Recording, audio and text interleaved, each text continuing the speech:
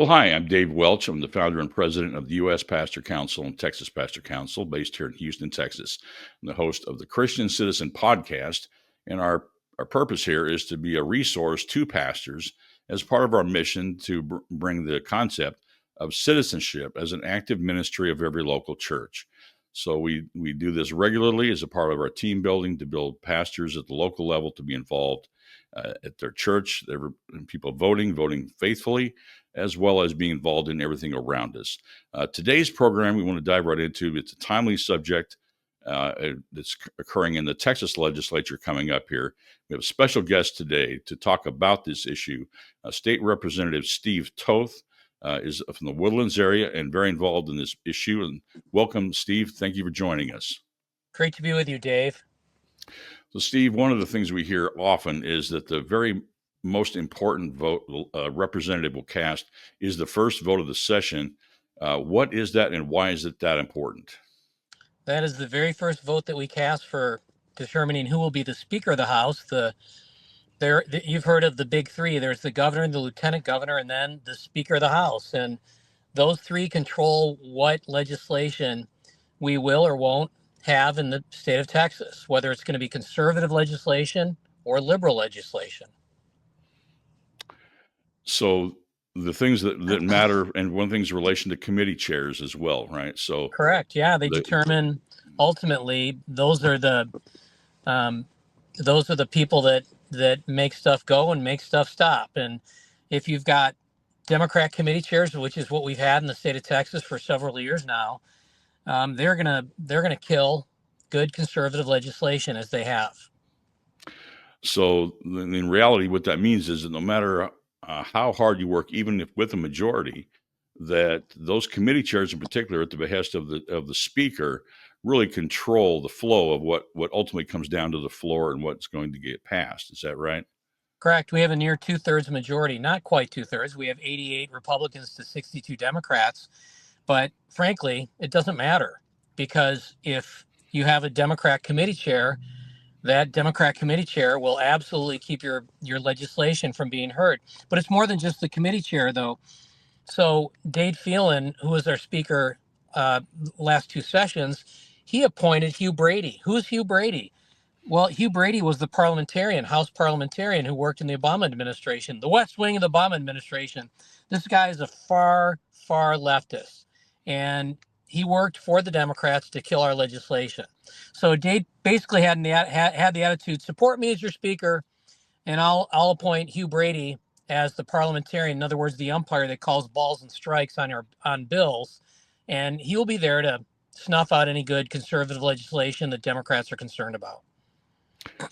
So going into this next legislative session in 2025, we had a speaker's race underway because we had Representative Dave Cook that stepped up to run against Dade. But then at the end of last week, and there's a little bit of questioning in terms of process here. It seems to me, though, that Dave Phelan stepped out of the race, but also right when his right-hand man, Dustin Burrows, stepped into the race. So all of a sudden now the dynamics have changed, but the Republican caucus, as per the process, held a vote last Saturday. Can you kind of describe what happened there? Yeah, so 88 of us showed up. All 88 of us showed up, and it was at 1:05. We finally convened at 1:10. We took our first vote on who would be speaker. Would it be Dustin Burrows or would it be David Cook? And David won 48-40 on the first vote. 5 minutes later, 10 minutes later, there was a second vote. And now we're at about 1:25, and David won that one as well, 47-41. And then Todd Hunter stood up and said, Chairman, to Tom Oliverson, Chairman Oliverson, we'd like to take a 10-minute vote or a 10-minute break to discuss what we're going to do. Well, this is Robert's rules, and we weren't supposed to take a break. We'd only been meeting now for about 20 minutes. And so Tom said, well, it's kind of, we're not supposed to take a break for another half hour, but I'll put it to the body. He was being nice about it. And the body said no. But it was a very close vote. And so Tom, wanting to be fair as can be, said, I could be wrong on the count. How about if we have the yays for a 10-minute break stand and the nays sit down so that we can get a perfectly accurate vote? And with that, 24 of them just stood up, or I'm sorry, 31 of them stood up and walked out. They just walked out. That's And so, unbelievable. Dave, this was orchestrated. This This was is completely junior high level orchestrated. behavior. But it was completely orchestrated, though. Mm. We still had a quorum to hold a vote. And we wanted our brothers and sisters, the whole caucus, to make this decision. We didn't want to freeze them out. And we're like, well, if they need to take a break, we'll take 10 minutes. So 10 minutes later, 20 minutes later, 30 minutes later, 40 minutes, hour and a half, 2 hours later, they still hadn't come back. Then they made it really known, I think at 3:45, that they weren't coming back. And so we just went on and we elected David Cook as our speaker candidate on a vote of 48-12. So basically, they went. But I've left out the best part. At 4:45, Dustin Burrows held a press conference announcing that he had 76 votes, and he had 42 Republicans supposedly on his list, and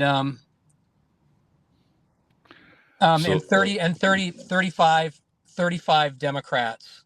So that's why he sent out this email, which I had sent to you. He's right. now calling himself Speaker Elect Dustin Burrows. So, you didn't know this? You can identify. If you're a man, you can identify as a girl. If you're a girl, you can identify as a man. And if you're a Republican and you don't get the votes, you can identify as Speaker Elect. It's a new thing, Dave. It's beyond bizarre. He hasn't won a single election. He hasn't won an election for anything. Well, and these 31 that walked out, look, they did the same thing the Democrats did to Ardmore, Oklahoma, back in, what was that, 2003? Right. Recently, again, on the voter integrity issue, we had Republicans behaving like Democrats, and this is something that is of deep concern. Look out here, and it's pretty clear. The Republicans have gained the strongest majority in years because it seems pretty clear the people and the voters of Texas want a strong pro-family, pro-freedom, lower tax, school choice majority in the legislature, and yet here we are fighting the same battle. It goes back to the Gang of 11 with Joe Strauss. Yeah, and Dave, they're already working with Pastors for Children, it's a leftist front group that's anti-school choice, anti-parental choice. These people are as far left as they can go, and Texas Pastors for Children are already sharing all of Dustin's stuff, which means that if they're working with them, school choice is dead. The governor needs to know that your school choice bill, it's dead. If Dustin Burrows gets the position of the speaker, right? Correct. And that's why we've got it. So the question right now is, and by the way, that fake group that's teacher union funded, by the way, that Pastor Johnson is, we've already have a game plan this year to massively overwhelm that fake group. They totally need to be exposed. We're going to definitely do that. But on this immediate issue, so what do people need to be doing that we can call our pastors to be doing, in addition to praying, of course? But who should we be calling? Where should the pressure points be? Call your state rep and ask them where they stand on this. Okay, so everybody needs to be calling their state rep, and particularly those 31. Look, and there's lists out there. We'll be posting those lists of who they are. Yeah, so it's important to know that within an hour, they lost 5 Republicans and 1 Democrat. And I have heard that there's a Houston Republican that's coming off the list tonight. I can't give you the name yet until I confirm it. But there's a notice that went out this afternoon that said Sam Harless was switching over to Cook. Good. Okay, you know about that. All right. Good. Yep, that's huge. That's huge now. So for every Republican that joins us, that's one more Democrat that they have to rely on. So the beauty in this now is that they're below.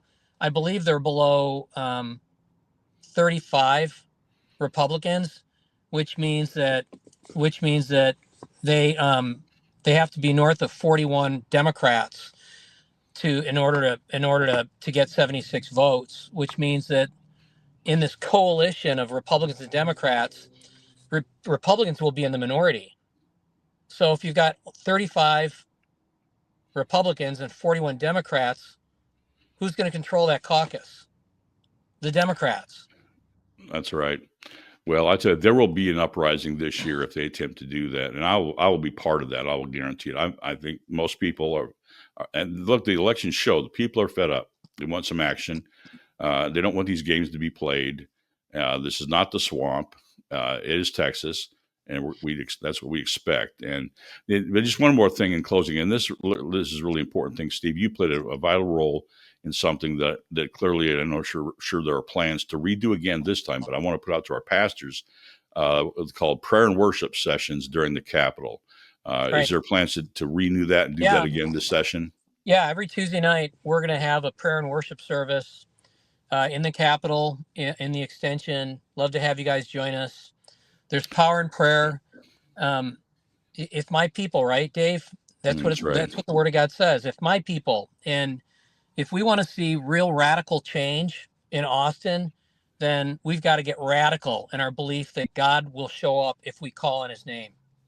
Absolutely. Well, you can count on us to enlist as many pastors as are necessary to help lead those services. We're going to be there, and anything else you need from us, let us know. We'll be praying for you, and pastors and folks out there be calling Texas State Representatives and asking them to honor the Republican caucus vote and vote for the nominee, David Cook, who won that vote outright. And that's what we would expect of all of them. So, Steve, thank you for your time, your leadership, and your commitment as always. And again, we'll be praying for you. As we conclude another enlightening episode of the Christian Citizen Podcast, we want to share a mission that resonates with our values. The U.S. Pastor Council, a beacon of courage, unity, and faith, is calling on you to partner with us. This pastor-led ministry, deeply rooted in biblical principles, aims to empower pastors and their congregations across racial and denominational lines to impact our culture and community through concerted prayer and effective action. Your support and donations can help us build strong, functioning teams of pastors in every corner of our cities, creating a grassroots network that could truly make a difference. Together, we can bring about Christ-centered change in our communities, provide resources for pastors, and connect with our leaders. This is more than just a donation. It's an opportunity to be part of a movement to answer a call that echoes across the plains of Texas and even coast to coast. It's a chance to unite under a common cause and make a real impact. So we urge you, our listeners, to donate today and join us in our mission to bring about true transformation. Together, we can answer the call. Visit us at uspastorcouncil.org. That's uspastorcouncil.org. Thank you for being a part of this journey.